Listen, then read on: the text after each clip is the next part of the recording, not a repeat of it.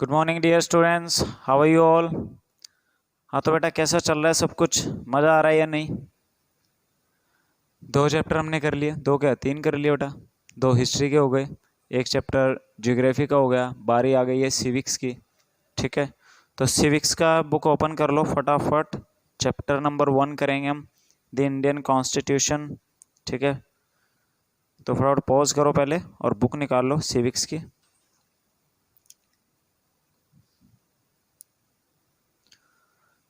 Okay बेटा, तो हम डिस्कस करेंगे इस वीडियो में द इंडियन कॉन्स्टिट्यूशन। ठीक है बेटा, कॉन्स्टिट्यूशन होता क्या है। देखो, एनी कंट्री, कोई भी कंट्री है, उसको रूल करने के लिए, उसको गवर्न करने के लिए हमें क्या चाहिए, एक सेट ऑफ रूल चाहिए। ठीक है, कुछ कानून चाहिए, लॉ चाहिए। अब उनके बिना हम लोग किसी कंट्री में कोई प्रॉपर एडमिनिस्ट्रेशन नहीं कर सकते, प्रॉपर रूल नहीं कर सकते। ठीक है, तो रूलिंग होना ज़रूरी है, नहीं तो लोग मन मर्जियाँ करेंगे, कोई मुंह चक के इधर जाएगा, कोई इधर जाएगा, क्या कोई मज़ा नहीं आएगा। ठीक है, अब starting low page number 4, the Indian constitution. ठीक है, in this chapter we are going to begin with football game many of you have probably heard of or ever played। ठीक है, अब जैसे ये क्या एग्जाम्पल ले रहा है, ये एग्जाम्पल ले रहा है फुटबॉल का। अब बेटा तुम क्रिकेट खेलते हो, फुटबॉल खेलते हो, हॉकी, तो उनमें सब में क्या होता है, रूल होते हैं। ठीक है, अब जैसे मान लो क्रिकेट है, क्रिकेट में रूल क्या है, बैट्समैन खेल रहा है, वो बैट लेके खड़ा है। अब उसके बैट की चौड़ाई का भी कानून है भी, 4.5 इंच से ज़्यादा बैट की चौड़ाई नहीं हो सकती। नहीं तो अब अपने जब गली में क्रिकेट खेलते हैं, कोई बैट घर से वैसे कोई फट्टी उठा लेगा, कोई बैट ले आएगा, किसी की चौड़ी होती है, किसी कम चौड़ी होती है, तो हम तो अनऑफिशियल खेल रहे हैं। बट जब ऑफिशियल खेलेंगे तब बैट की जो साइज़ है वो एक लिमिटेड है। आपने कभी भी स्पोर्ट्स की दुकान पे जाओ, आप देखना सारे बैट का साइज़ एक जैसा ही होएगा। हाँ, हाइट कम ज़्यादा हो सकती है, ऐसा तो नहीं होगा कोई बैट ज़्यादा चौड़ा है, कोई कम चौड़ा है। ठीक है, तो क्या होगा कि वो कहीं ना कहीं यूनिफॉर्मिटी उसमें होती है। ठीक है, अब जब बॉलर ने बॉल फेंका है और वो पीछे विकेटों में लगी तो आउट है। ठीक है, या बैट्समैन ने शॉट लगाया, गेंद हवा में कैच हो गया, आउट है। ठीक है, तो ये क्या है, ये रूल्स हैं क्रिकेट के। भाई गेंद, हमने एक बाउंड्री लाइन बना रखी है, अगर गेंद वहां तक पहुंच गई तो 4 रन है, उड़ती उड़ती बजाएगी 6 रन है। ठीक है, अब ये तो ऑफिशियल रूल है। अब कई बार क्या होता है, गली में भी जब क्रिकेट खेलते हो तो गली में क्रिकेट खेलते हुए भी अपने मन मर्जी के कुछ रूल बना लेते हो। ठीक है, भी जैसे क्या हो गया, वहां दीवार लगने का चौका है, या फिर जो घर में पहुंचा देगा वही लेके आएगा, ऐसे ऐसे रूल बना देते हो ना। ठीक है, या जो उड़ती उड़ती बाहर चली गई प्लॉट से तो आउट है। तो ये क्या है, बट क्या है कि आपने जितने भी प्लेयर आप खेल रहे हो, गली के 5 6 10 बच्चे जितने भी हो, वो सारे उस पर एग्री करते हैं, सहमत होते हैं भाई ठीक है, अगर उड़ती उड़ती प्लाट से बाहर जाएगी तो आउट है। ठीक है, या फिर अगर घर में गेंद चली गई तो वही लेके आएगा जिसने गेंद पहुंचाई है। सहमत होते हैं तभी बात बनती है। अब ऐसा नहीं होता भाई 2 मान रहे हैं 3 नहीं मान रहे हैं, ऐसे फिर गेम नहीं चलती, फिर तो वहां पे गेम खराबी हो जाती है। ठीक है, अब अगर रूल ना हो कोई भी तो क्या होगा, खेल ही नहीं पाओगे। ठीक है, रूल क्लियर होने चाहिए तभी आप कोई भी गेम है उसको खेल सकते हो। Okay, so here as the name suggests, this is a game that involves the player feet. According to the rules of football, the ball touches the arm of any player except goalkeeper, then this is considered a foul. अब football में क्या होता है, अब जैसे football नाम से ही पता लग रहा है भाई पैर से खेलनी है। ठीक है, अब अगर हाँ गोलकीपर को अलाउड है, गोलकीपर हाथ से रोक ले, ठीक है, शरीर लगा दे, कैसे मर्जी करे। बाकी कोई प्लेयर अगर फुटबॉल को हाथ लगा देगा तो फाउल हो जाएगा। ठीक है, सो ए player start holding the ball in their hands and passing around, then they are not playing football anymore. Similarly, other games such as hockey or cricket, a set of rules according to which they are played. तो क्या होता है कि अगर चाहे cricket है वहां पे भी क्या होते हैं, रूल्स तो होते ही हैं। ठीक है, so each of these rules help define the game. अब जितने भी रूल होते हैं वो गेम को क्या करते हैं, डिफाइन करते हैं। ठीक है, सो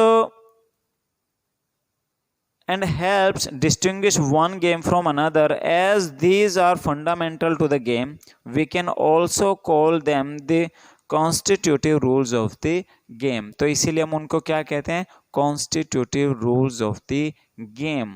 ठीक है, यानी कि हमने क्या है, प्रॉपर रूल हैं तभी खेल डिसाइड हो पाएगा. नहीं तो अब ऐसे बहुत सारे गेम होते हैं जहाँ पे कोई रूल नहीं होते, तरीके नहीं होते. ठीक है, उसमें बस क्या होता है कि सिंपली जैसे बहुत सारे लोग ऐसे हल्का फुल्का खेलने लग जाते हैं प्लाट में. ठीक है, तो वहाँ पे कोई ज़्यादा रूल नहीं बन सकते. ठीक है, बट फिर भी आप अपने लेवल पे थोड़े बहुत बना लेते हो ताकि गेम जो है वो कंटिन्यू चल जाए, रेगुलर खेल सकते हो. अदरवाइज आप खेल नहीं पाओगे, जल्दी आपकी लड़ाई हो जाएगी आपस में, फिर गेम बंद हो जाएगी. ठीक है, तो इसी तरह क्या होता है कि एक कंट्री के लिए भी रूलिंग बनती है, कॉन्स्टिट्यूशन बनता है. उस कॉन्स्टिट्यूशन के अंदर ही लोगों को काम करना पड़ता है, रहना पड़ता है. मन मर्जी से कोई ऐसा काम नहीं कर सकते. ठीक है, अब जो काम गलत है, जो सोसाइटी के लिए हार्मफुल है, वो काम आप नहीं कर सकते. और वो काम रोकने के लिए क्या बनता है, कॉन्स्टिट्यूशन बनता है. ठीक है, अब जैसे आपको पता है अभी, अगर आप किसी को हार्मफुल का एक्टिविटी कर रहे हो, ठीक है, आप क्या कर रहे हो, किसी बंदे को आपने ईंट मार दी, उसको चोट लग गई. ठीक है, अब वो क्या कर सकता है, वो आपके अगेंस्ट थाने में कंप्लेंट कर सकता है, आपको जेल हो सकती है. ठीक है, तो अगर मान लो ये रूल ना होता तो ऐसे तो हर कोई ईंट मार मार के भाग जाता. ठीक है, इसी तरह अगर आपने किसी के घर में कोई नुकसान किया है, कोई चोरी कर लिया आपने, तो रूल है अगर आप चोरी करेंगे तो आपको जेल हो जाएगी. अब अगर मान लो जेल ना होती चोरी करने पे, यहाँ पे जिसका दांव लगे वो चोरी करके निकल लेगा, उठा के भाग जाएगा. जो ताकतवर बंदा है वो तो छोटे मोटे आदमी को फिर जीने ही नहीं देगा. ठीक है, तो इसीलिए क्या होता है, एक रिटन डॉक्यूमेंट. तो इंडिया ने भी क्या किया, जब हम 15 अगस्त 1947 को हम इंडिपेंडेंट हुए, तो हमने क्या किया, सबसे पहले काम अपना कॉन्स्टिट्यूशन बनाने का किया. ठीक है, तो 26 जनवरी 1950 को हमारे इंडिया का जो कॉन्स्टिट्यूशन है वो लग गया था. उसको हमने क्या कर दिया था, इनेक्ट कर दिया था. ठीक है, so usually a written document that has all important laws and rules and regulation that called constitution. ठीक है, तो अब आ जाओ मेन पॉइंट पे, पेज नंबर 5 पे. Why does a country need constitution, किसी कंट्री को कॉन्स्टिट्यूशन की जरूरत क्यों होती है. So today most countries in the world have a constitution, while all democratic countries are likely to have a constitution. अब क्या, today most country in world have a constitution, आज के टाइम में ज़्यादातर कंट्रीज में कॉन्स्टिट्यूशन है. ठीक है, जैसे इंडिया है, नेपाल है, पाकिस्तान है, ऑस्ट्रेलिया, अमेरिका, इंग्लैंड, सब कंट्री का अपना अपना कॉन्स्टिट्यूशन बना हुआ है.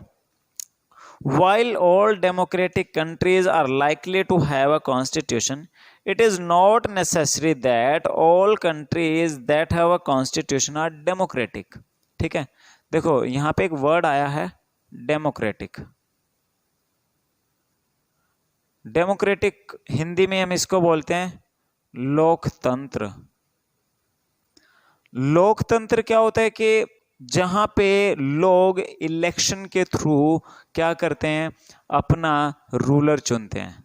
ठीक है, बट क्या होता है कि ये क्या कह रहा है भाई, ये भी कोई ज़रूरी नहीं है. ठीक है, while all democratic countries are likely to have a constitution, जितने भी डेमोक्रेटिक कंट्री हैं उन सब का अपना रिटन कॉन्स्टिट्यूशन है या फिर कॉन्स्टिट्यूशन किसी भी फॉर्म में है. ठीक है, बट ये कोई ज़रूरी नहीं है कि जहाँ पे कॉन्स्टिट्यूशन है वहाँ पे डेमोक्रेसी होगी. ठीक है, क्योंकि कुछ ऐसे के जैसे मान लो नॉर्थ कोरिया है, ठीक है, या मान लो चाइना है, कॉन्स्टिट्यूशन तो इनके पास भी है, बट यहाँ पे कंप्लीटली डेमोक्रेटिक सिस्टम नहीं है. ठीक है, the constitution serve several purposes. First, it lays out certain ideals that form the basis of the kind of country that we as citizens aspire to live in. तो constitution के कई purpose होते हैं. जैसे पहला क्या होता है, it Lay's out certain ideas that form the basis of the kind of country that we citizen that aspire to live in।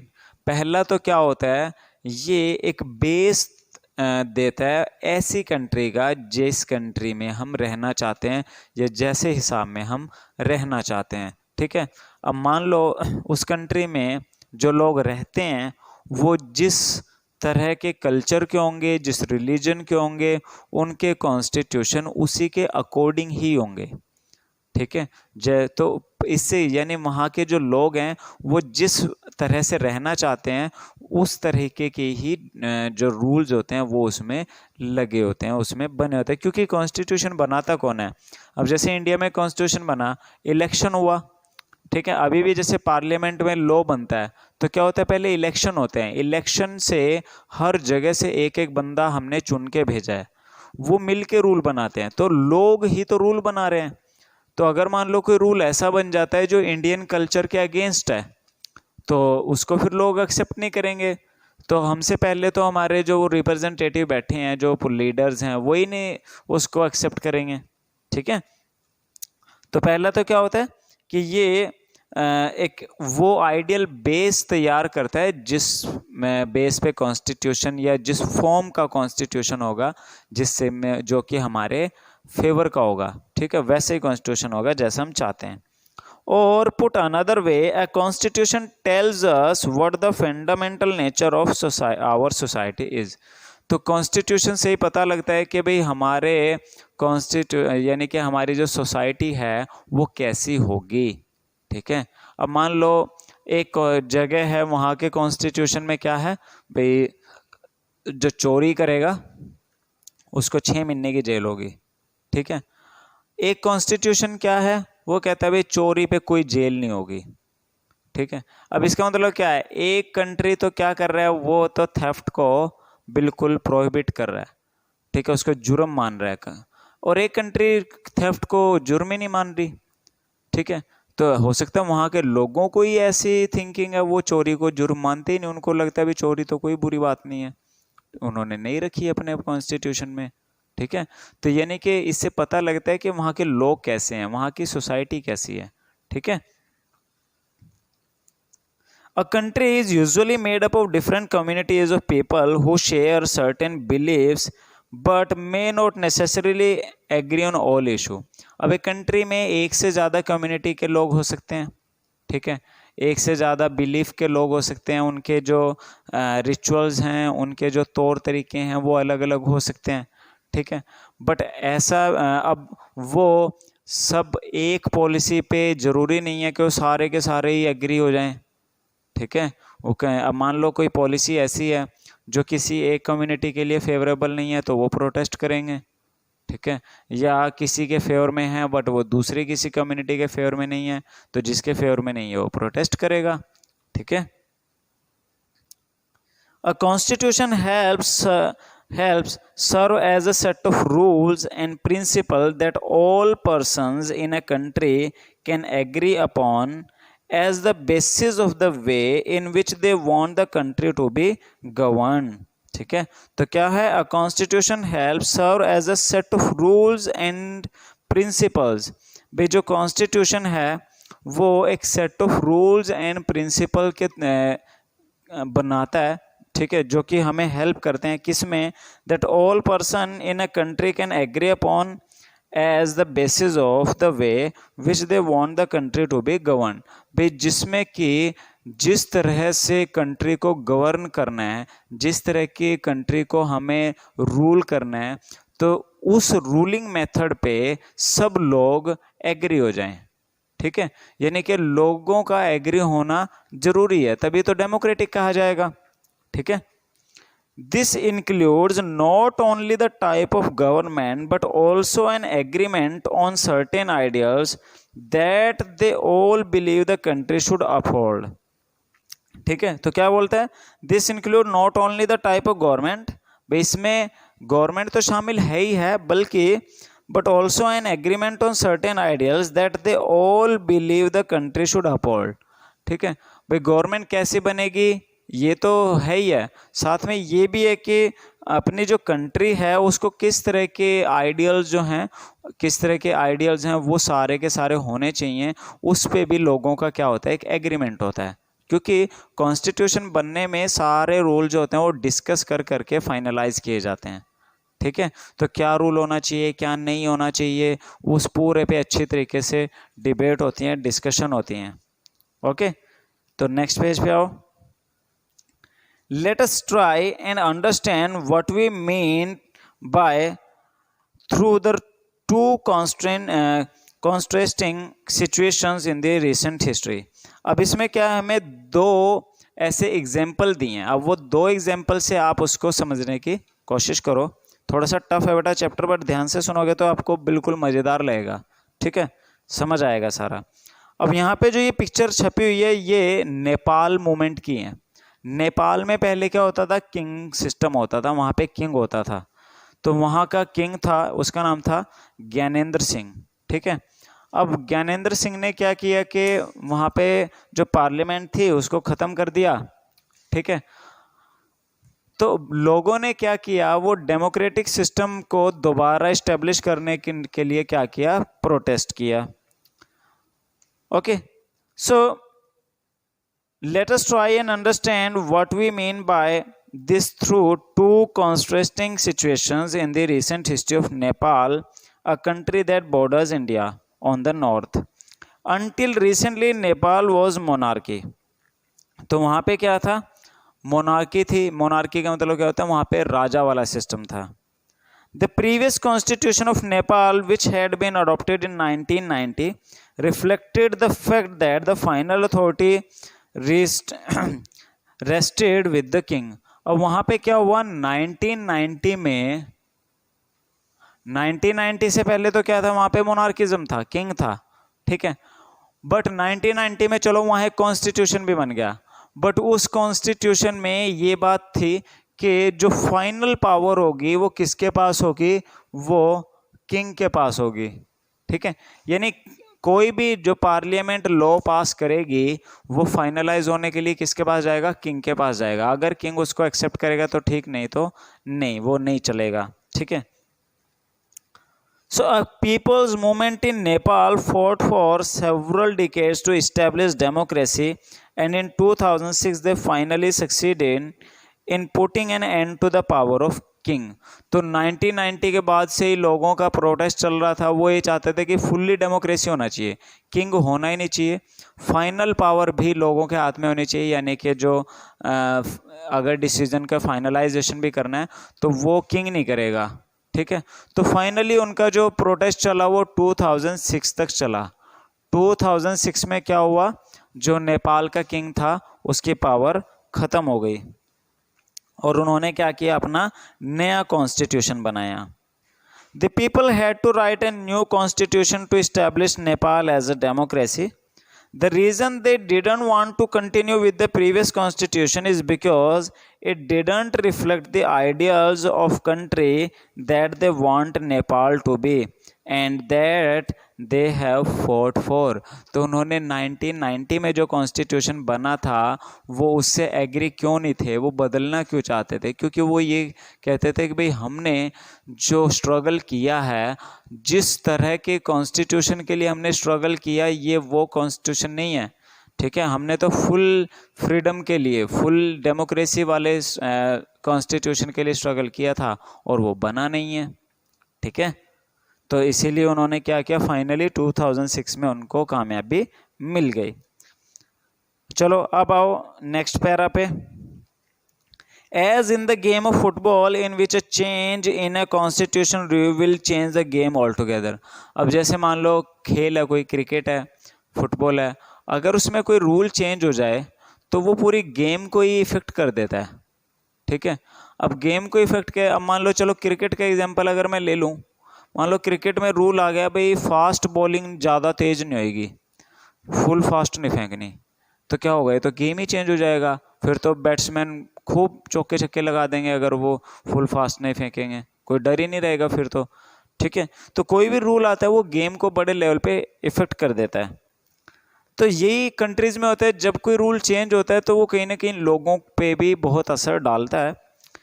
आगे देखो, Nepal by moving from a monarchy to democratic government need to change all its constitutive rules in order to usher in a new society. अब क्या था, उन्होंने king की power तो खत्म कर दी, किंग तो अब नहीं रहा, बट कॉन्स्टिट्यूशन में तो वही लिखा हुआ था भाई फाइनल पावर तो किंग के पास है। कोई भी डॉक्यूमेंट है अगर उसको रूल फाइनल होना है तो किसके पास जाके होगा, किंग के पास होगा, और किंग अब है नहीं है। तो इसके लिए क्या करना पड़ेगा, अब नया कॉन्स्टिट्यूशन बनाना पड़ेगा, सारे रूल जो है वो दोबारा देखने पड़ेंगे, सब कुछ सेट करना पड़ेगा।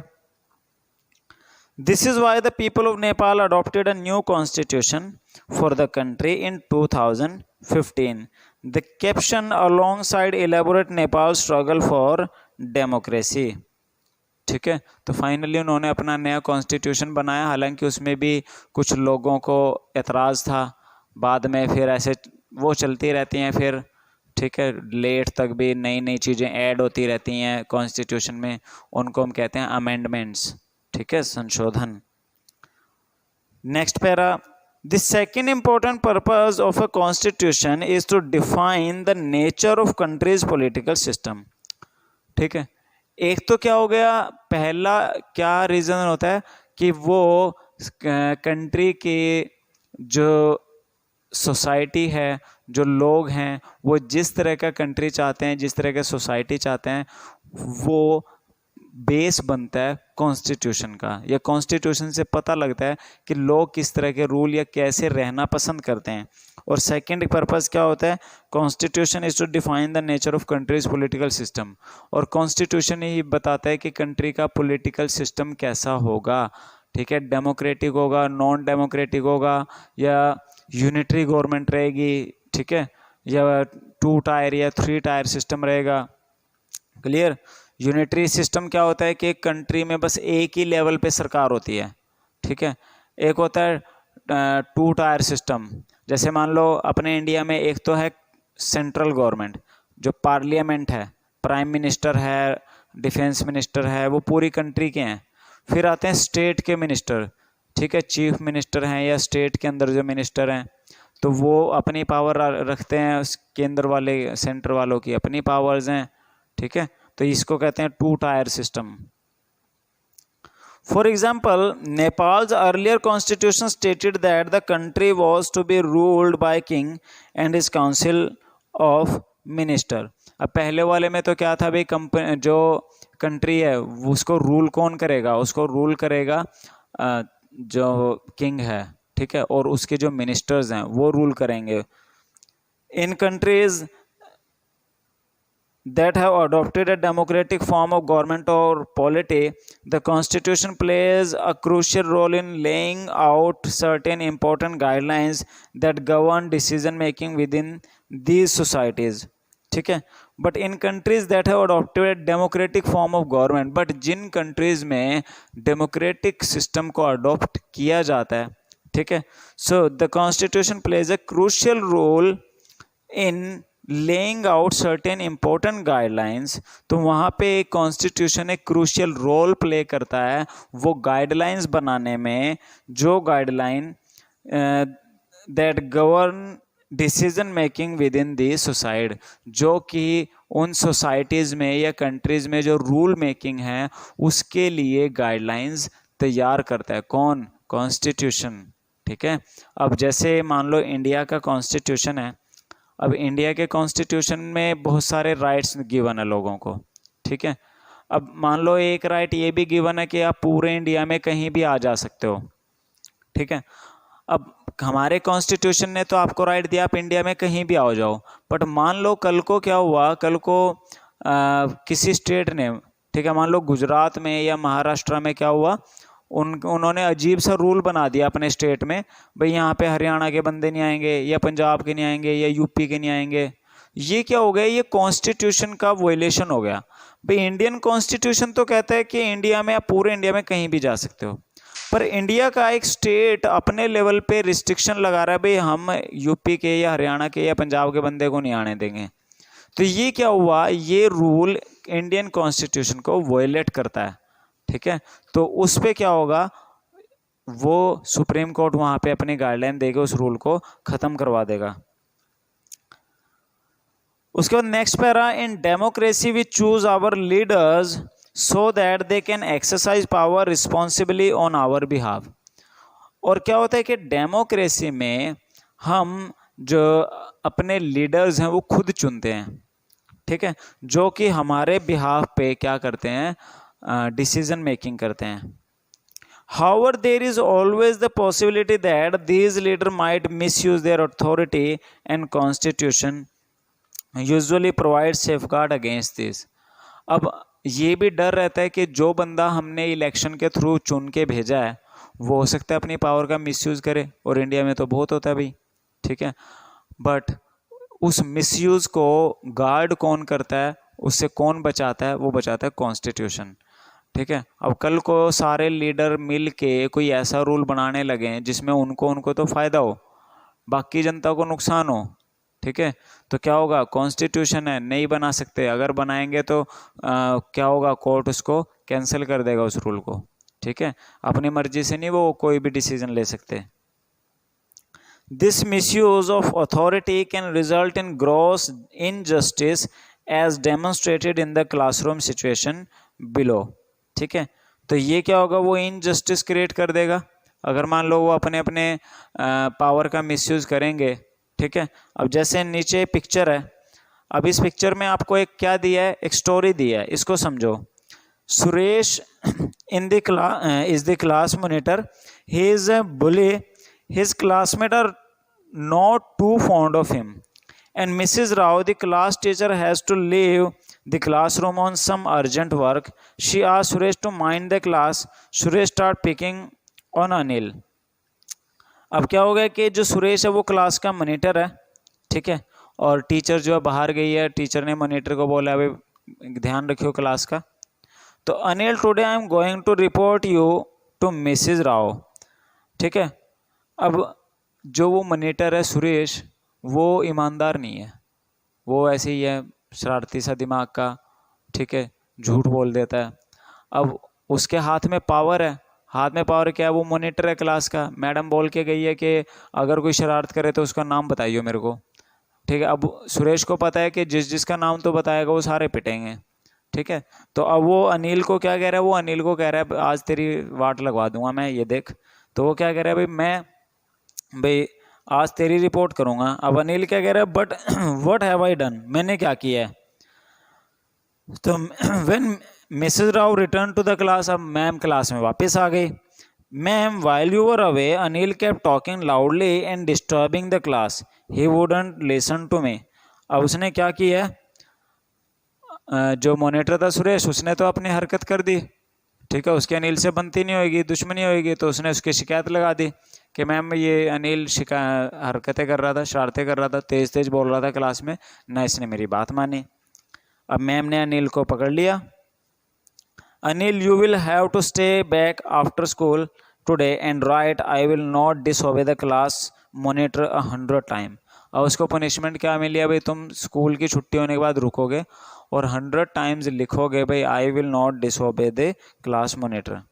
But ma'am didn't do anything, but वो क्या कह रहा है, आई डिडंट डू एनीथिंग, मैंने कुछ नहीं किया, भाई झूठ बोल रहा है ये, ठीक है। तो क्या हुआ है, अब अगर मान लो मैम क्लास में किसी एक आध और बच्चे से पूछ लेती, हाँ भाई ये अनिल ने कुछ किया है या नहीं किया है, तो क्लियर हो जाता। मैम ने भी नहीं पूछा, मैम को तो ये था भाई जो सुरेश ने कह दिया वो सही है, जो मॉनिटर ने कह दिया वो सही है, ठीक है। बट मॉनिटर ने तो क्या किया है, पावर का मिसयूज किया है, ओके। सो इसी तरह जो हमारे लीडर्स हैं वो भी पावर का मिसयूज कर सकते हैं, ठीक है। चलो बाकी नेक्स्ट लेक्चर में करेंगे हम, ओके बेटा। तो यहाँ तक इसको अच्छे से समझो, इसको दोबारा रीड करो और इसको अच्छे से समझने की कोशिश करो, बहुत इंपॉर्टेंट पार्ट है, ओके बेटा। Thank you.